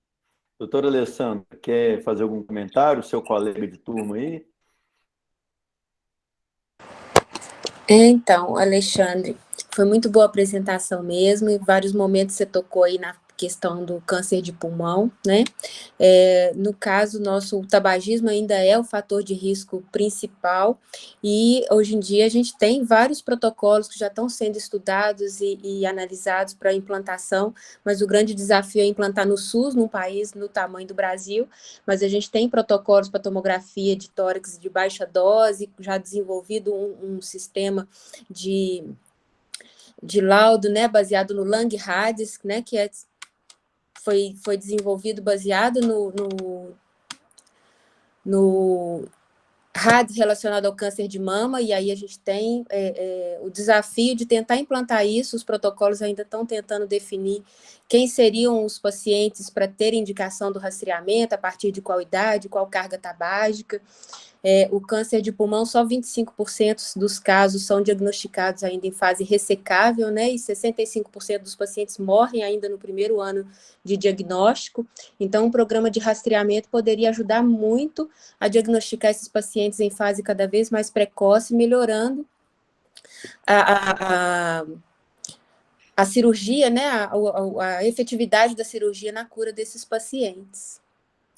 Eu estava conversando com o pessoal do tórax e com o pessoal da Sociedade Brasileira de Cirurgia Torácica, um colega de Belo Horizonte, a questão do Covid, né? Eles nunca operaram tanto paciente com câncer de pulmão. O que aconteceu? As pessoas não fazem tomografia para fazer rastreamento, Isso é a nível mundial, não tem uma cultura disso. Tem alguns trabalhos, que nem você falou, mostrando, tem alguns trabalhos até japoneses, que na época, antes da tomografia de alta resolução, de altíssima resolução que nós temos hoje, mostrou que não teve a sobrevida, mesmo naquele grupo de fumantes, não teve aumento. Mas são trabalhos antigos. Só que agora, com o Covid, o paciente chegava no pronto-socorro, fazia uma tomografia e fazia o diagnóstico de nódulo. Tratava do Covid ou não tinha Covid, muitos pacientes foram operados. Eu conversei com o pessoal do tórax aqui de Juiz de Fora. No início, eu não faço mais tórax. No início, eu cheguei a fazer nos primeiros 3, 4 anos. Mas eles falaram assim: Alexandre, a gente operava, por exemplo, 1, 2 pacientes de câncer de pulmão por mês. Hoje a gente está operando 6, nesses meses agora. 6, 7 pacientes por câncer de pulmão, porque a gente está fazendo diagnóstico. E talvez isso aí começou. Eu não tenho dúvida que o Covid foi ruim, foi uma coisa ruim, não tenho dúvida disso. Vocês, como clínicos, vocês sabem disso melhor do que eu, perdemos muitas vidas. Mas em relação ao câncer de pulmão, acendeu um sinal de alerta. Talvez isso vá melhorar, vai progredir a questão do rastreamento para câncer de pulmão. Eu acho que em breve nós vamos ter protocolo. É o que você falou. Não sei se vai ser para todo mundo, vai ter que começar num grupo de restrito, mostrar para que veio o rastreamento, mas eu não tenho dúvida que, dependendo da carga tabágica, você falou, idade, o paciente vai ser candidato a um programa de rastreamento e nós vamos colher os benefícios do rastreamento. Sim, a Covid permitiu, sim, muitos nódulos incidentais foram vistos em muitas tomografias e a gente mesmo no consultório, a gente tem alguns pacientes em acompanhamento por causa disso. Fizeram tomografia por causa da Covid e achou ali um nódulo incidental. E mais uma questão em relação ao pulmão é que, apesar de a gente ter conseguido reduzir muito o tabagismo na população em geral, nos últimos 20, 30 anos, hoje a gente tem um outro problema que está cada vez mais crescente, que é essa onda do cigarro eletrônico, e que futuramente vai novamente causar pode aumentar a incidência de doenças pulmonares, e entre elas o câncer de pulmão. Eu não tenho dúvida disso não, Alessandro. Eu acho que a questão do cigarro eletrônico também. Eu não sei o que vocês têm observado. O Brasil foi referência no programa de tabagismo no mundo inteiro na década passada. E houve um retrocesso, perdeu verba. Perdeu o programa de tabagismo que era feito dentro do Instituto Nacional do Câncer, saiu para o Ministério da Saúde. Quando saiu, perdeu força. Eu não sei se vocês têm visto um aumento, eu não tenho dados de cabeça, mas um aumento do tabagismo nessa geração mais recente, mais nova que está vindo aí. Isso é muito preocupante. Isso vai ter. Nós vamos colher o que nós estamos plantando, Eu acho que o Brasil, que era referência, o americano veio aqui, aprendeu com a gente e jogou para lá. E nós paramos, nós regredimos no combate ao tabagismo, E acho que está na hora da gente se mexer. Eu fiz um trabalho bom com a Sociedade Brasileira de Cirurgia Torácica, mas realmente isso é pouco, Isso é muito pouco. Acho que tem que partir do Ministério da Saúde acordar em relação ao tabagismo, nós não vamos ter problema daqui a 10, 20 anos. Concordo plenamente. A campanha se perdeu. E a Alessandra tocou num ponto aí crucial. O cigarro eletrônico virou uma modinha e eu, pelo menos, tenho presenciado jovens na faixa etária de 12, 13 anos com cigarro eletrônico na mão. E existe um apelo muito grande para o uso do cigarro, que são as essências. Essência com sabor de bala, com sabor de não sei o quê, enfim. E isso aí é um atrativo para o jovem absurdo. E não existe uma regulamentação para o cigarro eletrônico. Então, o cigarro eletrônico está livre. Porque hoje a gente tem algum tipo de regulamentação, apesar de fraca, para o cigarro convencional. Mas para o eletrônico não, está livre. E os jovens estão a todo vapor com isso aí. Vapor em todos os sentidos, Sim. E os malefícios do cigarro eletrônico ainda estão para ser conhecidos. A gente vislumbra alguns, mas o efeito deletério dele virá com o tempo. A gente vai aprender isso com o tempo, Mas eu acho que já tem na literatura, Alessandro? Já tem trabalho mostrando aumento da incidência, Não, dano alveolar difuso, de pneumonite de hipersensibilidade com quadros de insuficiência respiratória, que durante a época aí do Covid foi um diagnóstico diferencial com Covid grave. Então, já tem, sim, alguns danos já bem descritos relacionados ao cigarro eletrônico. Porque, apesar dele ter só vapor de nicotina e, teoricamente, não ter as substâncias do alcatrão, ela tem várias outras substâncias químicas que ainda têm efeito desconhecido sobre o pulmão, né? É exatamente isso que eu estou falando, essas essências. Sim. Você imagina. Então, a gente já está tendo uma perspectiva ampla, tal como a Alessandra falou, mas, por ser uma coisa nova, eu acho que ainda tem muito a se conhecer. Nós vamos conhecer isso durante o nosso percurso aí no exercício da profissão. Como eu falei, né, a questão o próprio OMS reconhece, né, que apenas que o ser humano, das substâncias que ele tem contato, menos de 10%, hoje 10% são testadas efetivamente, de tudo que a gente tem contato no decorrer da vida. Um indivíduo de 70 anos tem contato entre 4 a 6 milhões de substâncias diferentes, e apenas 400, 600 mil são testados efetivamente. Você imagina isso dentro do cigarro, né? O que a gente imagina que isso deve acontecer, né, dentro do cigarro eletrônico? Mesmo eles advogando em causa, né, que algumas substâncias efetivamente cancerígenas não compõem, né? Eu não tenho dúvida que isso aí nós vamos pagar um preço, nossos jovens, infelizmente, vão pagar um preço por isso. Sem falar que o cigarro, né, tradicional, ele também está aí com uma frequência de uso absurda, né? O que eu tenho visto de paciente tabagista, eu faço, né, tal como os demais clínicos aqui, na anamnese eu sempre pergunto a respeito do tabagismo. Cara, é inacreditável a quantidade de pessoas que fumam muito, de longa data. E a bebida alcoólica, né, que é socialmente aceita, mas a bebida alcoólica, ela é tóxica, ela é cancerígena, ela é um fator de risco reconhecido aí para câncer de estômago, né? E é o que você falou no início da sua aula, que eu achei isso muito pertinente. O cara que evita bebida alcoólica, ele é um pária da sociedade. Ele é excluído, ele nem é convidado para as coisas, né? Mas, enfim. Você não é chamado para a terceira festa, né? É chamado para a primeira, para a segunda, para a terceira já não chama mais. Justamente. Então, isso precisa ser tudo repensado, mas é muito difícil, assim, a indústria é muito poderosa, né? Tanto a de um lado quanto de outro, né? Sim. Quero dar oportunidade para os demais colegas. Eduíges, Alexandre Patrus. Eu só tenho a elogiar a aula. Achei que foi muito boa, muito didático, fantástica a sua aula. Parabéns. Sucesso para você aí na terrinha. Eu também vim lá de Juiz de Fora, formei. Legal. Formou aqui? Formei em 83. 83? Quem que ficou aqui da turma da senhora?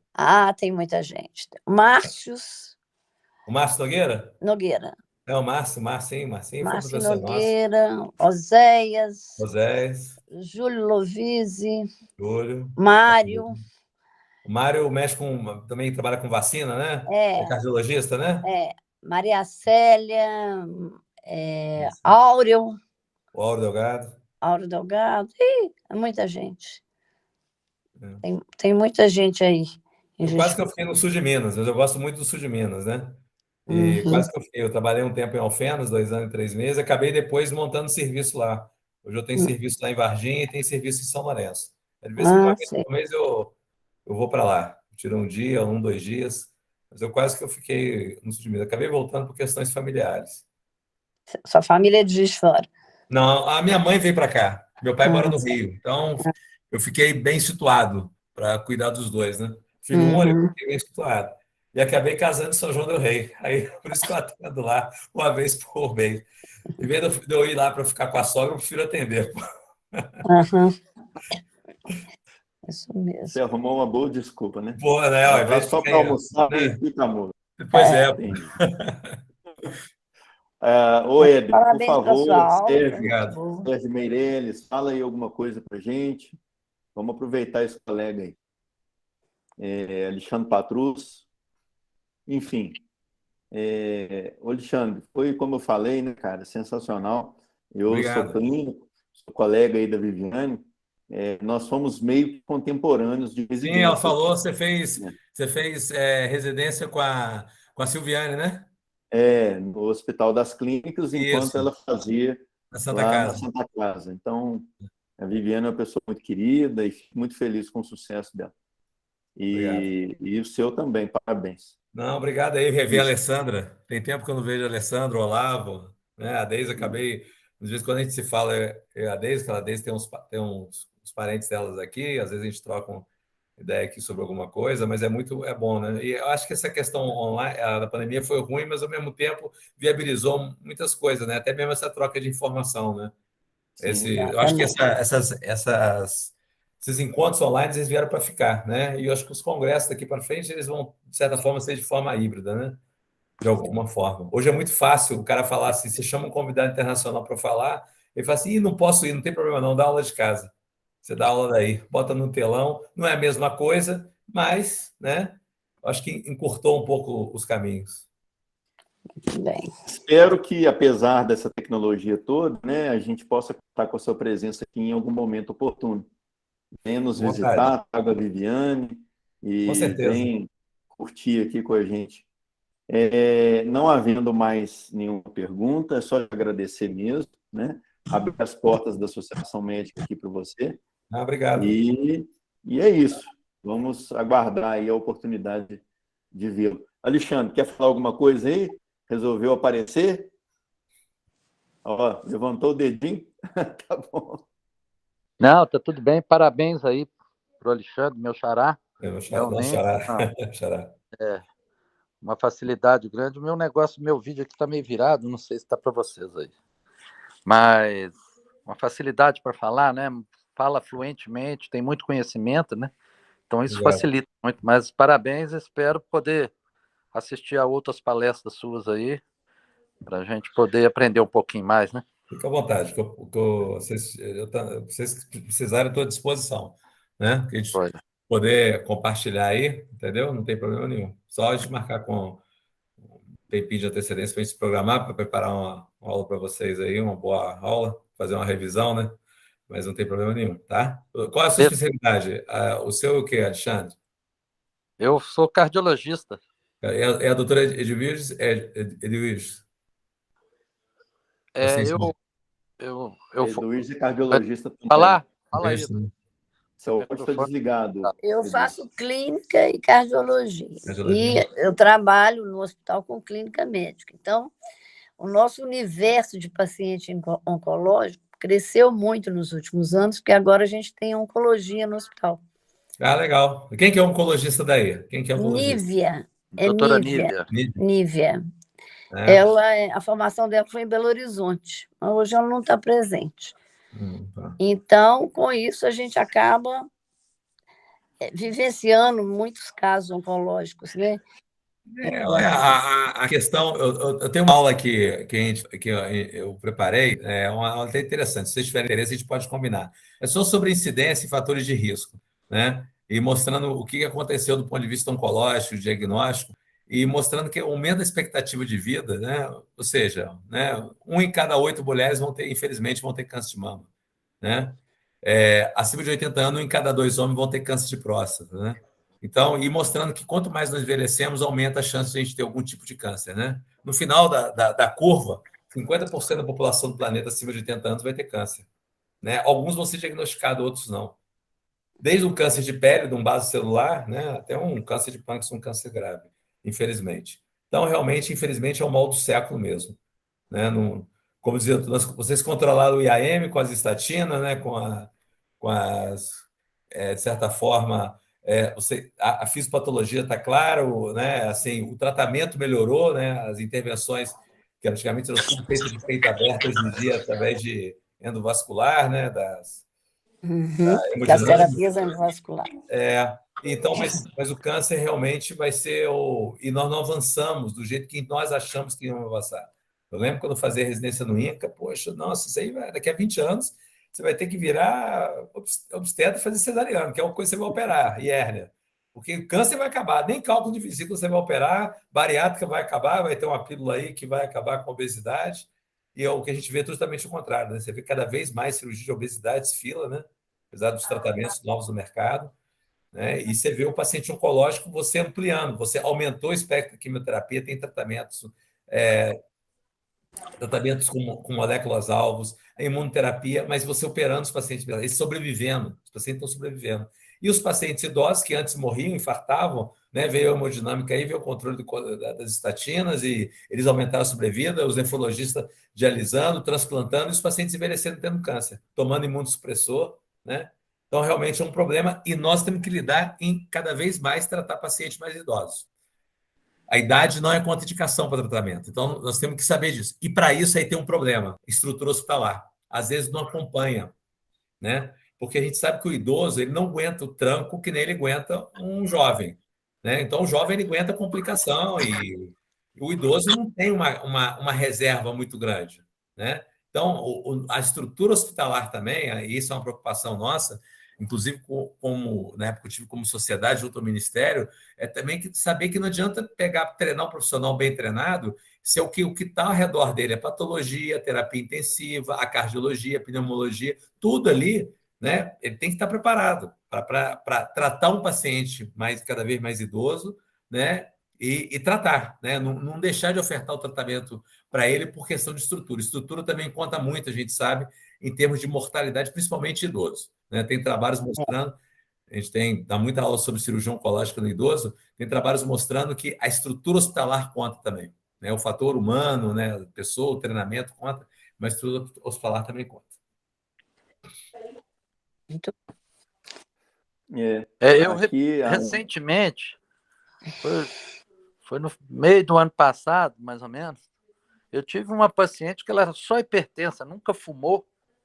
De repente apareceu com câncer de pulmão, um nódulo no pulmão, câncer de pulmão, metástase óssea, quimioterapia, já morreu, 57 anos de idade. Fulminante, tratou 6 meses.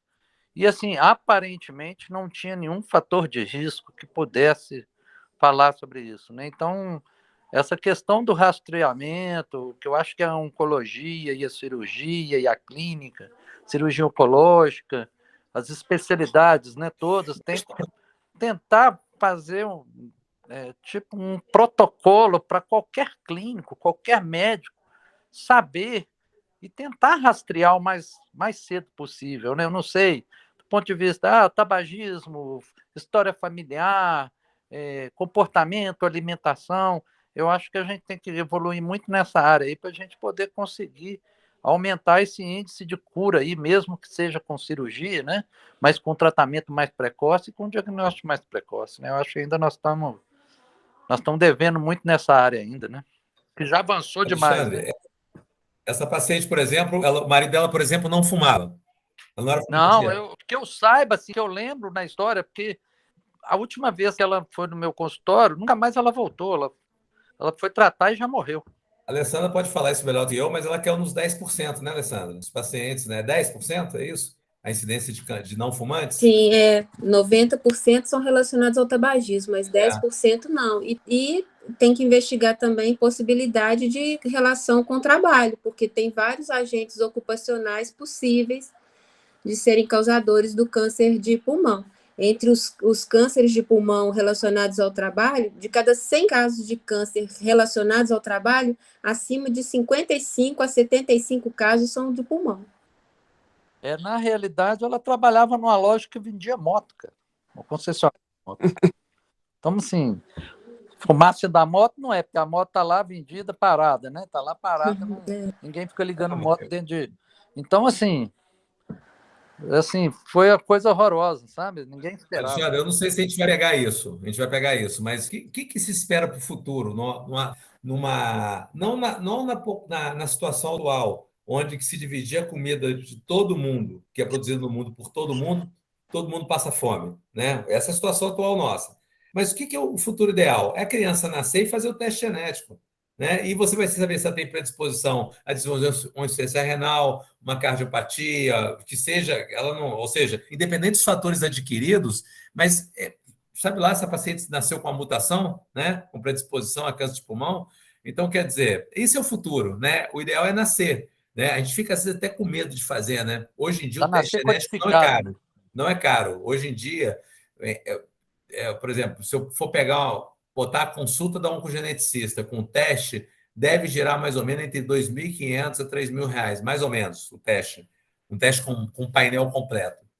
Não é caro para nós aqui, né, que somos médicos, mas é inacessível para a grande maioria da população nossa.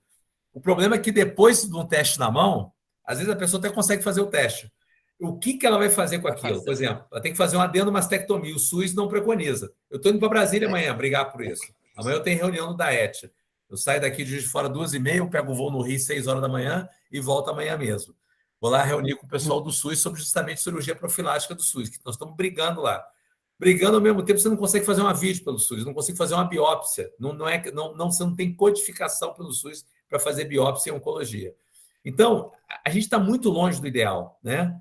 Mas que a gente sabe, por exemplo, que fazer uma adenomastectomia profilática reduz a mortalidade de câncer de mama, isso está provado. Fazer uma esterectomia profilática, né? Mas aí, descobre que tem uma predisposição para câncer de pâncreas. A gente quer descobrir. Ninguém vai fazer uma pancreatectomia total numa pessoa. Não que não seja factível, mas nós não evoluímos ainda para isso. Então, o teste genético não é só na oncologia, mas para todas as áreas, é uma coisa assim que talvez nós não vamos ver, talvez nossos filhos não vão ver por causa de custo, né? Barateou, sim, mas não é só fazer, é tratar. Uma vez com o resultado da mão, tem que tomar uma atitude, né? Se o paciente tem dor no peito, mas está a 2.000 quilômetros de você traça a conduta, procura. Mas se está na sua frente e você está, às vezes, num lugar que você não tem uma hemodinâmica, você não tem um suporte, vira um problema. Então, é mais ou menos isso que o Ministério. Ele falou assim, tudo bem, eu libero o teste genético, mas e depois? Vou ter que liberar o tratamento também? Adenomastectomia, cirurgia profilática, e aí começa. E aí realmente não tem dinheiro. Né? As necessidades são infinitas, e o dinheiro é finito. Né?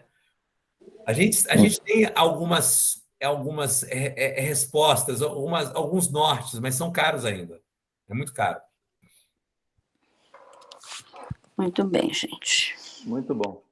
Alexandre, você viu que o pessoal está empolgado, né? E se a gente deixar aqui, nós vamos até 10 horas, 11 horas da noite.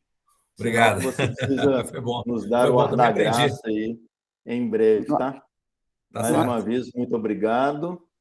E a palavra é sua aí para o encerramento, se quiser. Não, eu só tenho a agradecer o convite, é sempre bom. Aprendi hoje também aqui, com as informações de vocês aqui. Eu acho que é sempre bom essa troca de experiência.